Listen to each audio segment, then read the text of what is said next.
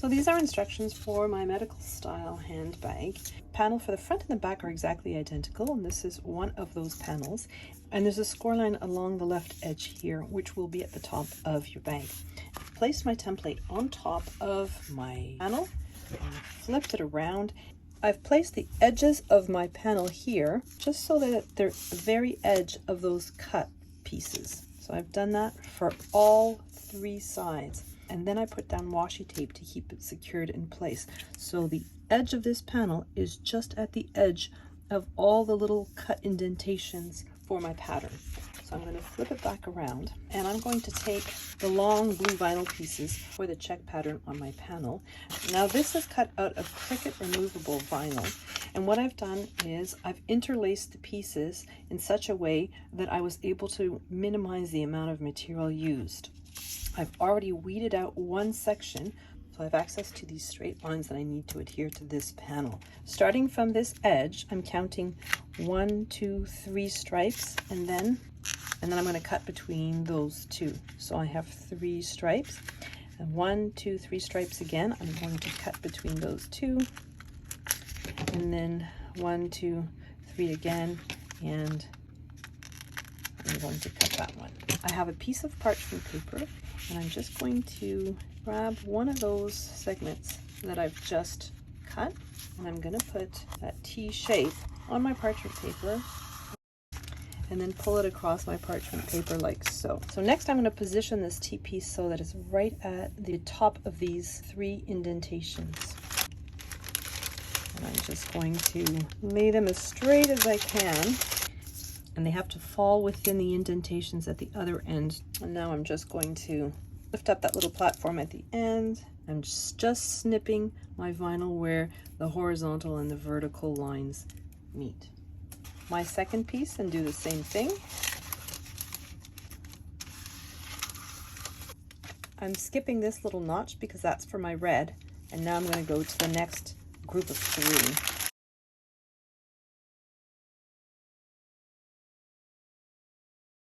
So then I'm going to do the same thing with the third piece. I'm just positioning it.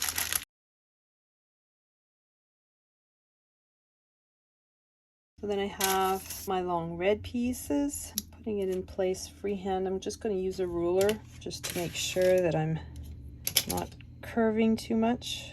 And the next red piece. Now we're going to do the lines in the opposite direction. We start with a red piece at the top.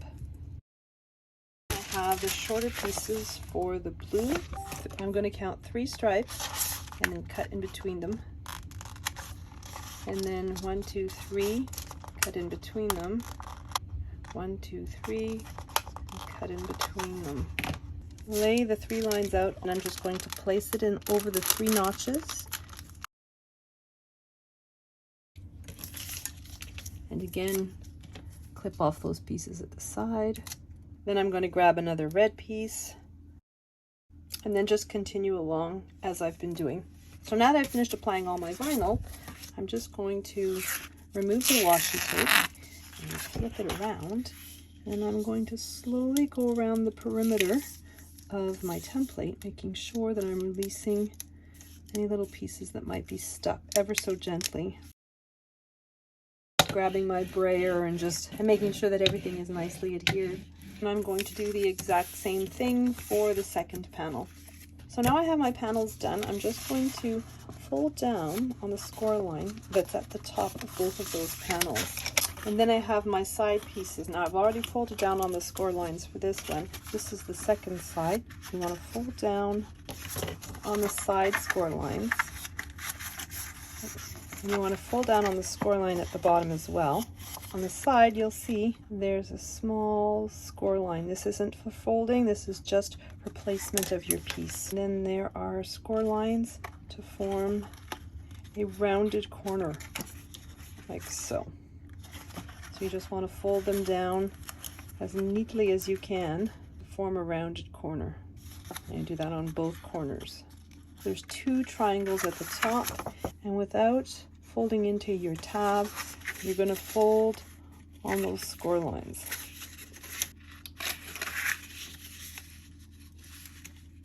So I have my side piece and I'm temporarily flattening it down on my mat, and my side piece has a little tick mark or a score line right here, and it shows me the center of this panel. And then I'm going to grab my bottom piece as well, and it has the same tick mark in the center of this edge. I'm just going to put glue on the inside of my side piece. So this is just on the tab. I'm going to flip it over my mat, and I'm just going to position this so that the centers overlap exactly. I'm just going to flip it over and make sure that that bottom is just against the score line. And then I'm going to grab the other side and then put glue along that tab. Searched for the center lines on both of them, make sure they overlap. Position my piece so that the edge of my bottom is exactly at the score line or the fold line of my side. My middle lines are still visible right here. It's harder to see on cameras. The panel for the front or back of my bag has to be along the score line on both sides, just at that middle tick mark on my bag. So I'm just going to put glue all along this panel like so.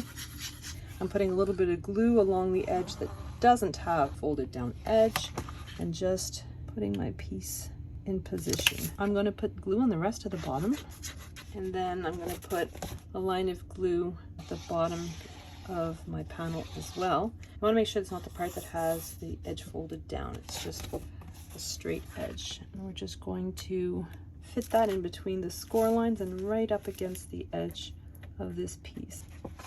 Now I'm flipping my bag so that I'm looking at the inside of it. I'm going to put glue along this tab, and then I'm putting glue on all these little tabs at the corner. They're very delicate, so proceed with caution. And then I'm going to grab my panel and make sure that my panel is following the edge of my piece very, very closely. So now I'm just going in there with a bone folder, and I'm spreading out all that glue. So now I'm going to proceed the exact same way for the 4 other sides. I think it's easier if I put a little bit of glue just in that corner, and then put the glue all down the tab. I've got it on its side here, and I'm just getting that corner in position as best I can. I've just got it down on the mat here, and I'm making sure everything is nice and tight, following the lines of the bag. I'm going to go in with a bone folder and get that corner nicely adhered. On the other side, I'm going to do the same thing. I'm putting a little bit of glue on that rounded corner, and then all the way down that tab. I'm pushing the side of my bag towards the back. I'm just going to proceed the exact same way for the last side. Now we're going to work on the handles. So I have 4 pieces that are going to run the height of the bag. So they're just rectangles with a score line at the top. You want to fold down that score line for all of them. The part that you folded down is going to go towards the top, and then it's going to extend right to that seam line at the bottom of your bag. And I want my glue line to start here. So it'll start here and go all the way down. I'm just covering this piece in glue, and then I'm placing it. The bottom is just at the seam, and the top is flush with the top of my bag. My strap is positioned at that second blue vertical line, and it's glued down to approximately the start of the first horizontal blue line. And I'm going to do that with all 4 of these. Now that I've glued the straps onto my bag, I'm just taking my buckle pieces, and I have 8 of them. For each pair, I'm going to glue them back to back in order to make them nice and sturdy. Because the back of my Cricut foil craft board is brown, I've actually gone along the edges. I have a gold calligraphy pen for my Cricut machine. Just gone along the edges and darkened them so that the brown won't show. And insert the ends of my straps into the first cutout of my buckle. And I'm just going to put glue all along the bottom of the strap and fold it over. I'm going to do that for all 4 of my buckle pieces. So next, I'm going to take my handle pieces, and I've just folded down on the score lines of each end. I'm grabbing my pieces between my index and my thumb, and then I'm bringing my thumbs together. That way I know that the top will not be twisted. I'm going to pop these into my buckle, and I'm just going to put glue along the top and adhere them at the back.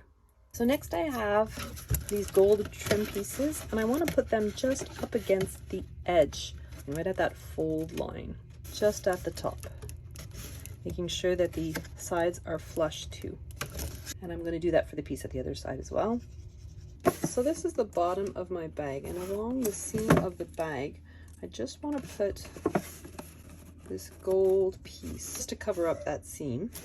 And I have these 1/2 inch rounds, and I am going to stack them up and glue 4 of them together, and then I'm going to glue them down at the corners of my bags, so 4 corners, to simulate little feet for my bag to stand on.